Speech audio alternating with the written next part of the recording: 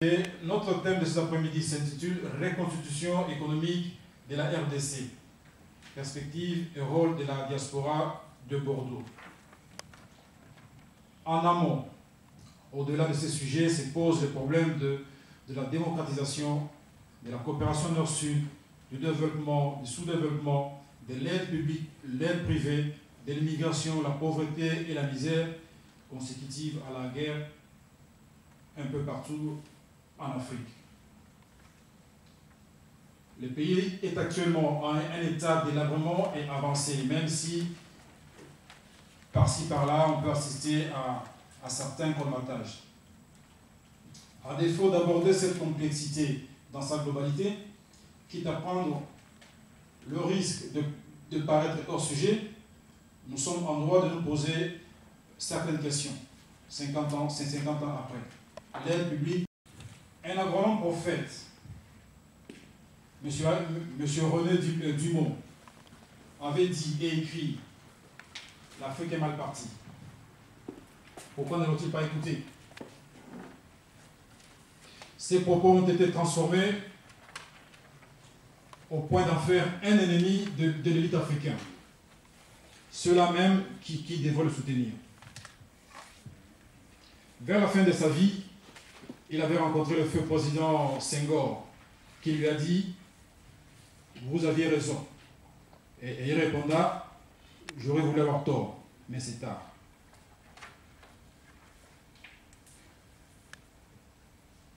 Nous avons chacun un projet, tel que nous sommes, pour le Congo, ne serait-ce qu'au niveau familial. Mais vous le savez très bien que ce n'est pas évident de réaliser ces projets. C'est pourquoi c'est un plaisir pour nous de recevoir ici à Bordeaux, dans cette salle, une équipe qui, à mon avis, va nous donner plus de persistance pour que s'améliorent nos projets, pour qu'on ait des réponses à certaines questions auxquelles nous n'arrivons pas ou qui nous empêchent à réaliser nos projets. Monsieur Mbompa-Siana, et plusieurs d'autres aussi.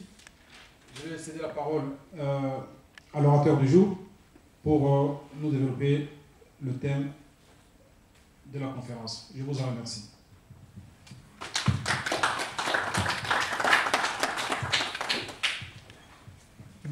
Merci, Monsieur le Président, et merci à vous tous. Et quand je vois qu'on est nombreux à vouloir nous intéresser au Congo, bien évidemment, en choisissant les thèmes reconstitution économique de la RDC, bon, c'est un grand mot. C'est pas nous, 5, 10, mais c'est déjà une ébauche. Perspective, c'est nos orientations. Il y a un mot qui m'a interpellé, mais pourquoi diaspora? Bon, on ne va pas commencer à débattre diaspora, immigré, immigration, c'est pas... mais bon, c'est un thème à la mode, disons-le. Autour de l'accord, il était question qu'on puisse orienter aussi nos réflexions. L'autre fois, le docteur Sounda disait, oui, l'accord ne doit pas rester autour simplement de la réflexion. Il faut qu'il y ait derrière de l'agir. Si je me rappelle bien, on nous disait, oui, ben, vous avez un canevas de travail, mais il y a un moment donné, on a besoin d'échanger pour confronter nos points de vue. Aujourd'hui, sensibiliser la communauté, effectivement, c'est une mission que nous voulons mettre en place parce que nous savons qu'au Congo, il y a la pauvreté. Mais bien évidemment, aujourd'hui, on va en parler, on peut aider la famille, mais la pauvreté est tellement ancrée qu'il est des fois difficile de parler d'affaires. Ensuite, ici à Bordeaux, il est question aussi de trouver un espace où on peut échanger nos pratiques. On verra tout à l'heure, tel a fait ça, tel a envoyé ça, mais en commun, qu'est-ce qu'on a en commun dans nos orientations, dans nos business? C'est pour cela qu'il faut, dans les micro-projets qu'on va pouvoir trouver, essayer d'échanger, comment les évaluer. Ensuite, l'objectif qu'on peut se fixer peut-être à long terme, c'est celui de créer peut-être un groupe de travail, je ne sais pas, on est en train de réfléchir sur le montage des projets socio-économiques qu'on veut mettre en place, ici ou là-bas, dans le cadre d'associations. C'est pour cela que j'ai demandé dans un premier temps, certains d'entre nous, de venir faire un certain nombre de témoignages. À l'issue de ça, on va voir comment on peut, je veux dire, prendre la hauteur. C'est pour ça que j'ai demandé à M.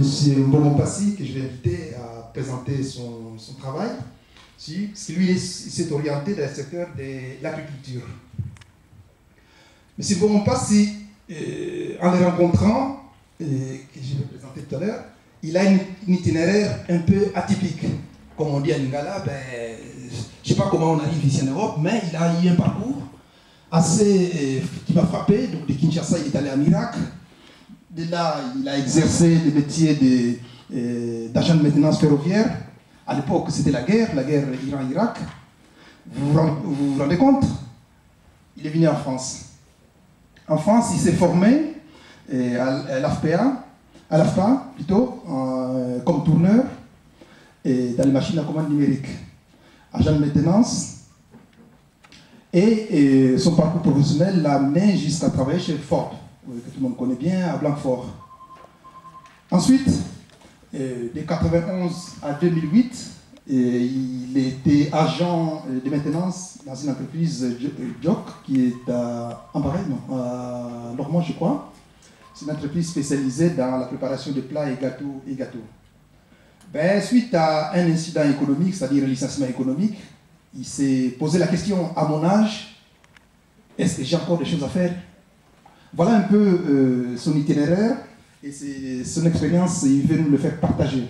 Voilà, c'est pour ça que je voulais lui passer la parole.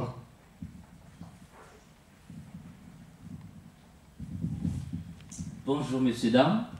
C'est moi, monsieur Mbongo Passi Mafuta.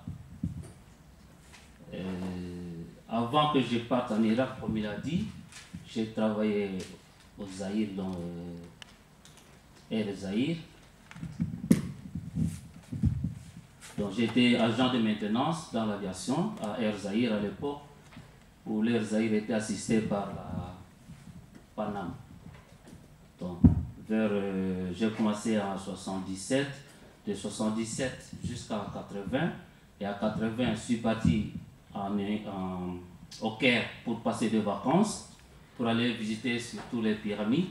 Et arrivé là-bas, j'ai trouvé une annonce qui cherchait des techniciens pour l'Irak. Et je me suis aventuré, j'ai passé le test, ça a été positif, et je suis parti en Irak, donc pendant la guerre Iran-Irak. Donc quand les Irakiens se battaient, nous on s'occupait pour la maintenance du matériel. Donc j'ai fait 2 ans là-bas, et de là je suis venu ici en France, non d'abord en Belgique. J'ai été à l'université Saint-Louvain, ceux qui connaissent Bruxelles, au Louis Saint-Lambert. Mais là j'ai été en économie, comme je suis technicien en économie, je ne comprenais rien. Alors j'ai passé presque 6 mois, donc je conclus que ça avançait à rien. Et je suis venu en France. Et en France, je suis arrivé ici en 83.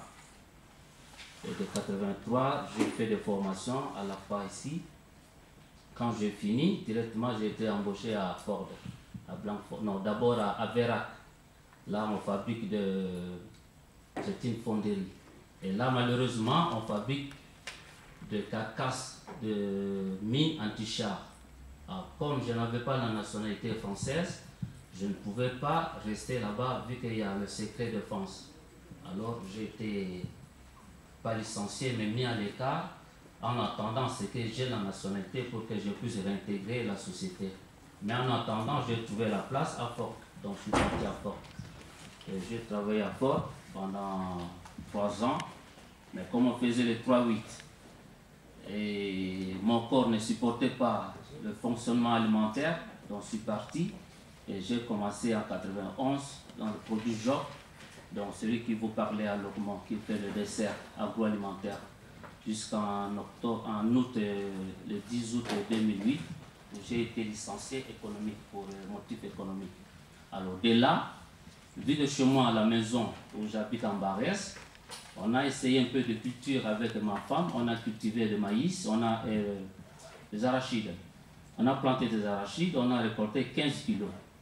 Alors je me suis dit, bon, si les cacahuètes poussent ici, mais je crois que je peux faire cette aventure au pays, à mon âge, vivre ces licenciements, Donc il faut que